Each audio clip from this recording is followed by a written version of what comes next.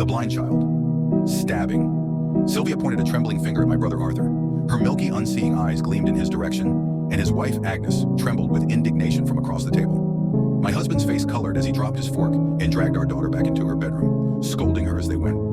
The rest of the night was awkward, and the pep in our conversation never recovered. 2 weeks later, Agnes was stabbed to death in her office parking lot. An inebriated college student found her, almost vomited all over her, and called the cops.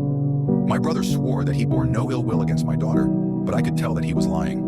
One day, the middle-aged woman who taught my daughter how to read her Braille called me. "Ma'am, I don't know what's going on, but your daughter's been whispering, 'Electrocution, electrocution,' for the past half hour, and it's starting to distract her from her lessons. Could you please talk to her?" I did.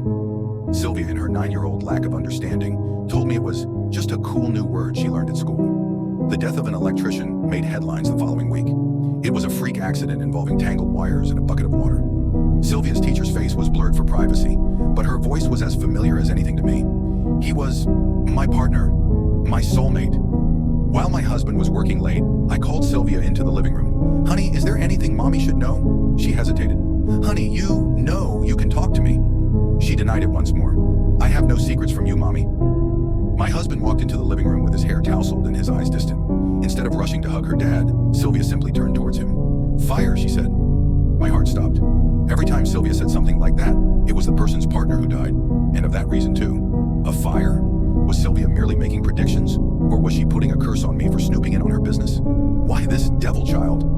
I grew paranoid, checked the appliances and electronics constantly, and cleared the house of any fire hazards. That was my life over the next few days. All the while, I kept my eyes on Sylvia. Sylvia.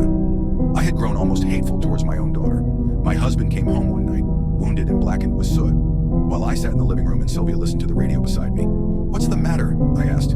He gulped. "One of my colleagues, her house caught fire. She was trapped in, but I managed to escape." That turned the gears in my head. "What were you doing in her house?" The expression on my husband's face was a sufficient admission of guilt.